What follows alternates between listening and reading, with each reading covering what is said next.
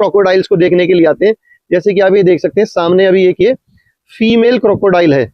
इतना ट्रांसपेरेंट पानी, सैकड़ों की तादाद में, हजारों की तादाद में क्रोकोडाइल्स हैं। चलते हैं मंदिर के अंदर में और जानते हैं इस मंदिर का क्या इतिहास है, और साथ ही जानेंगे इस मंदिर के बाहर लटकी ये अनगिनत घंटियों के पीछे क्या रहस्य है। और इस बात का प्रमाण मंदिर में लगी अनगिनत घंटियां दे रही हैं, क्योंकि ये है बेसिकली पूरा जिम कॉर्बेट वाला एरिया, जो कि रामनगर से पास में ही पड़ता है बिल्कुल। और मतलब अभी बैरिकेड क्रॉस करके हम जंगल के अंदर में आ चुके हैं, और अब देखते हैं कितना लंबा जंगल है ये।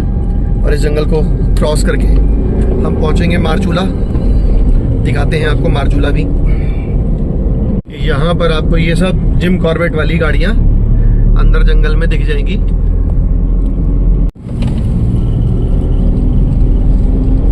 ये सब लोग अभी जिम कॉर्बेट करके वापसी आ रहे हैं, अंदर जंगल सफारी है।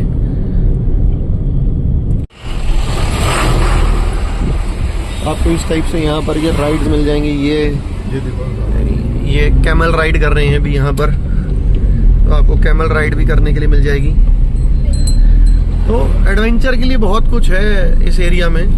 आप जिम कॉर्बेट अगर आएंगे तो जिम कॉर्बेट में, क्योंकि बेसिकली क्या है कि बहुत हाइप हो चुकी है इस टूरिस्ट डेस्टिनेशन की, तो इसलिए यहाँ पर बहुत सारे ऑप्शंस हैं। बट जैसा कि अभी हमने लास्ट जो ट्रैवल किया कालागढ़ के लिए, कालागढ़ की एक अलग है। यहाँ पर जितना ये ट्रैवल का नॉइज है और मतलब पॉल्यूशन है जितना, वहाँ पर ये सब चीज़ें नहीं मिलेंगी देखने के लिए। इतना क्राउड नहीं है, आपको बहुत मतलब शांति भरा वातावरण आपको मिलेगा वहाँ पर। वो एक्चुअल में जिम कॉर्बेट जो है ना, वो ये है, वो जहाँ पर वो हम लोगों को घुमाने लेकर के जाया जाता है। क्या है कि उस फॉरेस्ट एरिया में ना पब्लिक इतनी ज्यादा हो गई है कि जानवर वहाँ रहते ही नहीं है।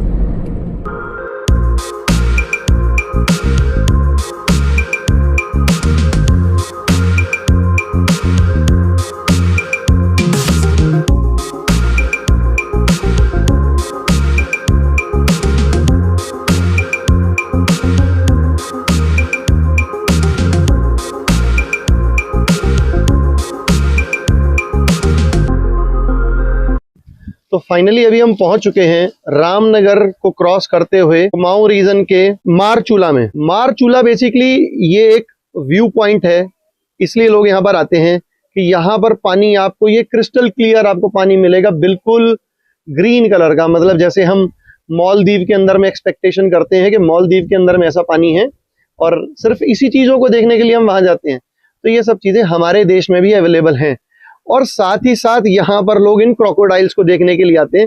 जैसे कि आप ये देख सकते हैं सामने अभी एक ये फीमेल क्रोकोडाइल है। ये मुझे भी नहीं पता था कि ये फीमेल है। यहाँ पर अभी एक लोकल पर्सन मुझे मिले, तो मैंने उनसे पूछा, तो उन्होंने बोला कि ये फीमेल क्रोकोडाइल है जो अभी बाहर लेटी हुई है। ये अब उनको कैसे पता होगा, अब ये मुझे भी नहीं पता, बट इतना है कि आप जान लो ये फीमेल क्रोकोडाइल है। और पानी इस टाइम पर यहाँ ज्यादा नहीं है, बहुत लिमिटेड पानी है, और बहुत ही क्रिस्टल क्लियर है पानी। इतना ट्रांसपेरेंट पानी, भाई मैं सही बताऊं तो मैंने इतना ट्रांसपेरेंट पानी जो है ना वहाँ माना गांव में भी नहीं देखा। इतना साफ सुथरा पानी है। बाकी यहाँ के जो व्यूज हैं वो बड़े अमेजिंग है। मतलब आप ये देखेंगे, ये पहाड़ों का व्यू है ये।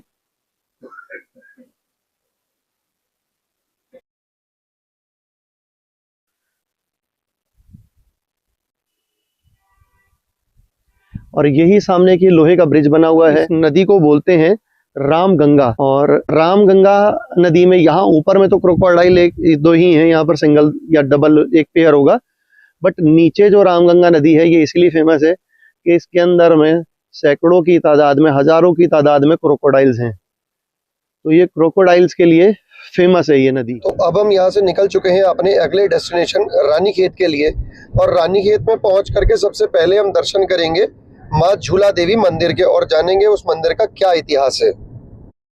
आप देख सकते हैं अभी हम पहुंच चुके हैं माँ झूला देवी के मंदिर, और चलते हैं मंदिर के अंदर में और जानते हैं इस मंदिर का क्या इतिहास है, और साथ ही जानेंगे इस मंदिर के बाहर लटकी ये अनगिनत घंटियों के पीछे क्या रहस्य है। दोस्तों मैं जानकारी के लिए बता दूं, ये जगह उत्तराखंड के कुमाऊं रीजन में आती है, और कुमाऊं रीजन के रानीखेत शहर में है ये मंदिर।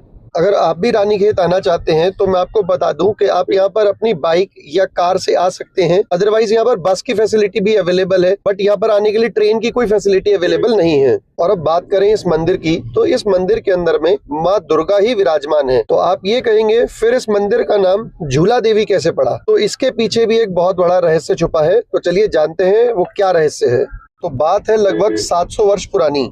उस समय यह क्षेत्र घने जंगलों से घिरा हुआ था और पूरे क्षेत्र में खूंखार जंगली जानवरों का आतंक बहुत ज्यादा था। लोग जंगली जानवरों के डर की वजह से सुरक्षित महसूस नहीं करते थे। गांव वालों के पशुओं को जंगली जानवर मार के खा जाते थे, जिसकी वजह से सभी गांव वाले परेशान थे। और कहा जाता है फिर एक दिन कि माँ दुर्गा ने एक चरवाहे के सपने में आकर के एक विशेष स्थान पर खुदाई का निर्देश दिया। खुदाई के दौरान वहाँ पर एक माता की मूर्ति मिली और उसके बाद सभी गांव वालों ने मिलकर उसी स्थान पर माता का एक छोटा सा मंदिर बनाया और मूर्ति को मंदिर के गर्भगृह में स्थापित किया। और उसके बाद से सभी गांव वाले मिलकर रोजाना मंदिर में माता की पूजा करने लगे। और कहा जाता है कि जब से मंदिर यहाँ पर बना है, मंदिर बनने के बाद से यहाँ पर जंगली जानवरों ने इंसानों और पालतू जानवरों को नुकसान पहुंचाना बंद कर दिया। गांव वालों का मानना था कि माँ दुर्गा स्वयं वन देवी बन के उनकी रक्षा कर रही है। इसी कारण यहाँ के लोगों में माता के प्रति अटूट श्रद्धा बढ़ गई और देखते ही देखते कुछ ही समय में यहाँ पर भक्तों की भीड़ बढ़ने लगी। एक दिन कुछ बच्चों ने मिलकर मंदिर प्रांगण में पेड़ के ऊपर में एक झूला डाला और उसके बाद से बच्चे यहाँ रोज आकर के मंदिर में झूला झूलने लगे। तब माता एक भक्त के सपने में आती हैं और कहती हैं कि मंदिर में मेरे लिए भी झूला लगाओ, मुझे भी झूला झूलना है। और तभी से यहाँ पर माता की मूर्ति एक झूले के ऊपर में विराजमान है, जो कि आप आज भी यहाँ देख सकते हैं। और माता के भक्त यहाँ पर दर्शन करने के लिए सिर्फ उत्तराखंड से ही नहीं बल्कि पूरे देश और दुनिया से आते हैं। और हर साल जन्माष्टमी पे इस मंदिर में बहुत बड़े मेले का आयोजन भी होता है। कहा जाता है कि इस मंदिर में मांगी हुई मन्नत कभी खाली नहीं जाती है और इस बात का प्रमाण मंदिर में लगी अनगिनत घंटियां दे रही हैं, क्योंकि मन्नत पूरी होने के बाद आपको मंदिर में एक घंटी चढ़ानी होती है। सारी सुविधाएं मिल जाएंगी।